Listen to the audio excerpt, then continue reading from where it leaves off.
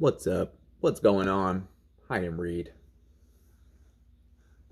It's been a while. Well, I said it's been a while, but it's just really been a couple of videos. Probably not even that long since I've done a book haul because I said we're taking a break from the book hauls. But it's there's a big stack here. Probably not going to go through all of them. I got some more stuff coming in the mail that I absolutely have to show you, and you'll see why. Everyone's going to hopefully be pretty excited about it. If you follow this channel and the neighboring channels. Um, but yeah, I'm going to make this one a little bit time restricted. I've been making these long videos, and I know maybe some of you prefer shorter ones. All right.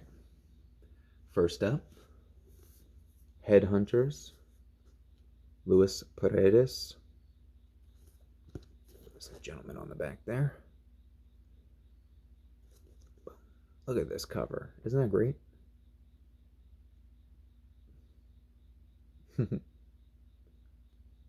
And you want a synopsis for this? Or should we just wait for the review? I mean, you could just see the cover and see that this book is cool, right? My goodness. And yeah, he sent me this book, reached out to me, said, "Do you mind?" I said, "Please, sir, please." And he even autographed it for me. Hope you enjoy LP. So, thanks, brother. Appreciate it. And yeah, definitely a review coming shortly for this one. I wasn't ready to read it, but I was kind of curious. I was like, let me read the first chapter. And then 33 pages later, I was like, okay, now we're on chapter 8. So let me put this down because I'm not ready to read it yet. But yeah, the review is coming up for this one very soon, very soon. I'm really looking forward to this. When I was younger, I was so into praying mantises. Oh my goodness. I'm guessing the author is too because you see nice little things like this throughout it. So, and the I don't know what kind of stock they make the cover out of. It feels great. So just like tactile wise. So keep an eye out for that one, or go look up the reviews for it, other reviews, because it's a very interesting book. Yeah, and I'm really excited to read it. It's like very interesting, kind of complicated subjects, but um, yeah, in a nice, easy, digestible fiction. And we were just talking about that recently, so yeah, that's pretty cool. Headhunters. All right, let's see. I picked this one up today. The Sabian Symbols in Astrology. And I don't think I showed. I have a lot of symbology and yeah, stuff like this.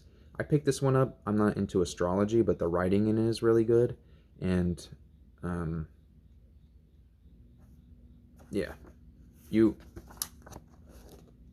So just want to pontificate a little bit about astrology. Like we have such a bad perception of what astrology is. We think it's like the horoscopes and like in the newspaper and whatnot, and that you can't, you know, it's impossible to know that kind of stuff by the stars. It doesn't make any sense. It's all horse shit. Well, okay, very well, but it comes from a real place, and there's many advanced societies, and they across the board they share like symbology, and it's a type of language, and even don't burn me at the stake here. The four writers of the gospel, Matthew, Mark, Luke, and John, are depicted as four different zodiac houses.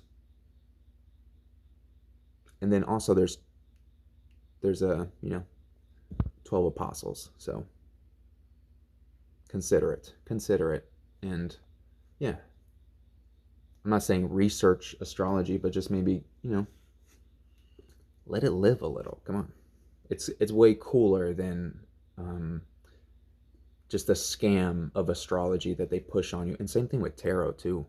Um, yeah, the symbology in that is excellent, and the way that it's been presented is terrible. I'm not gonna lie. Moving on. Of course, I just love Western stuff, so Virgin Land, Henry Nash Smith, The American West as a Symbol and Myth, from Viking. So, I thought it was from Viking. It says a vintage book. Is that Viking? No, vintage book, Random House. But yeah, it's in excellent shape. It's an older book, so yeah, another symbology kind of book. So there you go. I picked this one up. The Fabulous Frontier. And yeah, it's like 12 different pieces about New Mexico. And I'm very interested in New Mexico. I'm very interested in Texas right now. Planning a trip out that way. So yeah, we'll definitely have some Western footage in the near future.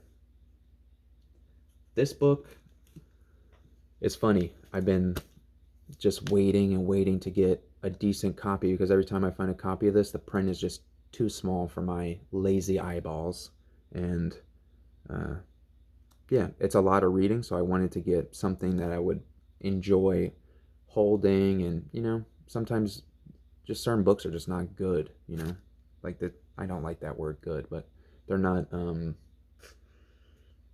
it's just not pleasant to read. Like, the story might be good, but there it goes again. The story might be excellent, but the physical book could just be kind of like a pain. So very, very, very happy and excited to find this. Volume 1 and 2, Gone with the Wind, in the wrap. And these are old. I don't know how old they are exactly, but this is with large print. So I didn't see the text, but they're large print editions, and 2 hardcovers, volume 1 and 2. Yeah, get offended if you want, I guess. I've read probably like the first 200 pages of this book at one point, and I don't consider DNF as just yeah, I enjoyed reading it. It just wasn't the time, and I'll start from the beginning. But whatever I'm talking about, guys, I'm sorry. But yeah, Gone with the Wind, large print edition. I picked this up for $10, so $5 a book. It's sealed. It's coming out of the wrapper because I have to read it. I've been waiting a long time, honestly. So I'm really excited about this. Did you know I was supposed to read War and Peace this year? I don't think it's going to happen. Sorry, Tolstoy. Maybe. Never know. Maybe if I end up in jail with Kevin Toll, we could read War and Peace. All right. Lynching in the West. What is this book about? It's about that. And I would show you the pictures on the inside, but as you can guess, it's a bunch of corpses hanging from ropes, and I don't think the YouTube overlords would appreciate that. So, yeah. If you want something like that, Lynching in the West, here it is. And yeah, lynch mobs and frontier justice is a big part of Western stories and history, so I was happy to pick that up. Here's one. Giving Voice to Bear. Different Native American myths and stories and tales about the bear. Okay, I'm just collecting a lot of Native American kind of, what's a nice word for this? Information. Prominence. Should we keep going? I said it's going to be short. We'll keep it under 10 minutes. Oh, I got a Johnstone up here. Unfortunately, the phone is being held up by my most recent William Johnstone purchase, so I'll just show you this one instead. Edgar Sawtelle. That's the name of the story. David Robleski. And Stephen King wrote a very nice, very, very nice review for this. So, little blurb, a big blurb for Stephen King. He usually doesn't leave big ones like that, I don't think. So, if you're a Stephen King fan, maybe go check out this book. You might want it on your TBR because Stephen King is a fan. He said he's going to reread it, and he doesn't reread often. So, I'll give you the synopsis, but we're already running late. And a few videos back, I showed you guys I was repairing an older book I picked up. And here it is. Not too bad, right? You can't, I don't even remember what was messed up on it. I think it was up here was all screwed up.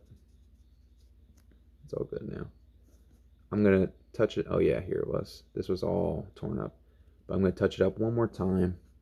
And then just back and forth a little bit. And the excess rubber cement just comes right off. Definitely going to be using rubber cement instead of Elmer's glue in the future.